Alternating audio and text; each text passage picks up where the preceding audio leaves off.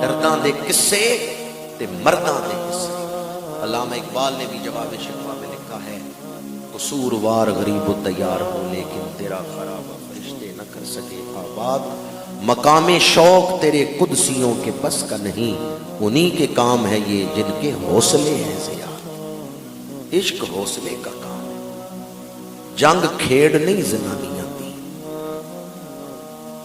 حضرت حبیب بن زید رضی اللہ تعالی عنہ نے فرمایا، تو نے جو کرنے کر لے، میرے خون کا آخری قطرہ بھی یہی گواہی دیتے ہوئے نکلے گا، حضور اللہ کے آخری نبی۔ حبیب بن زید کے جسم سے کھال اتاری گئی، بازو ننگے، ہڈیاں ننگی کی گئی، سینے سے گوشت اتارا گیا، پسلیاں ننگی کی گئی۔ آپ نے جام شہادت نوش کر لیا، شہید ہو گئے۔ آپ کی والدہ ہیں ام عمارہ، بوڑھی ہو چکی ہیں، لاٹھی کے سہارے چل رہی ہیں۔ ایک صحابی دوڑتے ہوئے آئے، ان کا ام عمارہ تمہیں پتہ ہے تمہارے بیٹے کے ساتھ کیا سلوک کیا گیا؟ فرماتی ہیں کیا سلوک کیا گیا؟ مسیلمہ کذاب نے بڑی صفاکی کے ساتھ انہیں شہید کیا ہے، ہاتھ کاٹے ہیں، پھر پیر کاٹے ہیں، پھر جسم سے کھال اتاری ہے، ہڈیاں ننگی کی ہیں۔ حضرت ام عمارہ فرماتی ہیں یہ بتاؤ، جب میرے بیٹے کے ہاتھ اور پیر کاٹے گئے، جسم سے کھال اتاری گئی، وہ ہمت تو نہیں ہار گیا؟ وہ قائم رہا ہے یا نہیں؟ اس نے کلمہ پڑھا ہے یا نہیں؟ دین پہ ثابت رہا یا نہیں؟ صحابی کہتے ہیں ام عمارہ تیرا بیٹا تو بڑا شیر دل تھا، وہ تو آخری وقت تک یہی کہتا رہا کہ حضور اللہ کے آخری نبی ہیں۔ ماں پہلے لاٹھی پہ جھکی ہوئی تھی، اب سیدھی ہو کے کھڑی ہو گئی۔ پہلے لاٹھی کے سہارے چل رہی تھی، اب سیدھی ہو کے کھڑی ہوئی اور کہا واللہ لہذا اليوم ارضعتہ، اللہ کی قسم ہے میں نے اسے دودھ پلایا تھا تو اسی دن کے لیے پلایا تھا، میرے بیٹے نے میرے دودھ کا حق ادا کر دیا۔ وہ کیسی مائیں تھی جو کہتی ہیں دودھ اس لیے پلایا ہے یہ حضور کی غلامی کرے گا۔ وہ جو درود شریف پڑھ کے دودھ پلانے والی مائیں تھیں، انہی کے بیٹے پھر حضور کے عاشق بنے۔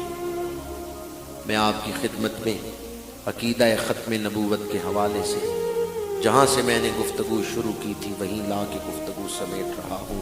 ہمارے پاس سب سے بڑی دولت ایمان ہے۔ بندہ مومن ہو، بے شک بہت بڑا گناہگار ہو، لیکن اس کا خاتمہ ایمان پہ ہو جائے وہ بخشا جائے گا، چاہے عذاب کے بعد ہی بخشا جائے، لیکن ایمان اس کو دوزخ میں نہیں رہنے دے گا۔ اور اگر خاتمہ ہو کفر پر، پھر ایسی مصیبت ہے جو کبھی ختم نہیں ہوگی، پھر ایسا عذاب ہے جو کبھی ختم نہیں ہوگا۔ اس لیے وہ بڑا خوش نصیب ہے جو دنیا سے ایمان لے کے گیا۔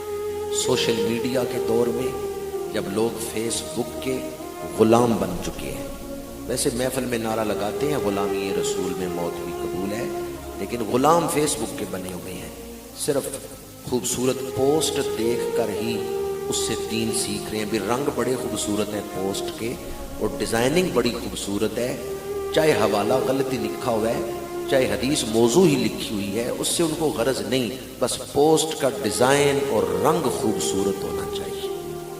آج اس دور میں، فتنوں کے اس دور میں، وہ آدمی بڑا خوش نصیب ہے جو ایمان لے کے گیا۔ شاید کوئی دوست ناراض ہو کہ میں نے کہا کہ آپ فیس بک کے غلام ہیں، تو میں دوبارہ کہہ رہا ہوں کہ آج اکثریت فیس بک کی غلام ہے۔ اگر نہیں تو آپ میں سے ذرا کوئی ہاتھ تو اٹھائے کہ اگلے 3 دن وہ نیٹ آن نہیں کرے گا، اگلے 3 دن وہ فیس بک آن نہیں کرے گا۔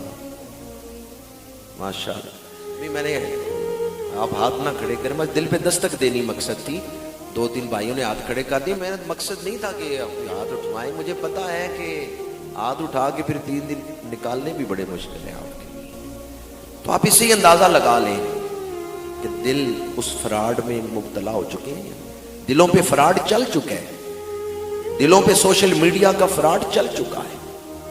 ایک بزرگ تھے، انہوں نے حدیث پاک کی تشریح پر کتاب لکھی، شائع نہیں کی۔ آخری وقت آ گیا، نزع کا وقت، بیٹے کو بلایا، کہا میں نے ایک کتاب لکھی تھی، لیکن میں نے شائع نہیں کی، فلاں جگہ پڑی ہوئی ہے، جب میں فوت ہو جاؤں نا میرے وصال کے بعد وہ چھپوا دینا، لوگوں تک پہنچا دینا۔ بیٹے نے کہا آپ نے اپنی زندگی میں کیوں نہیں چھپوائی؟ ان کا کہیں میرا نفس تکبر میں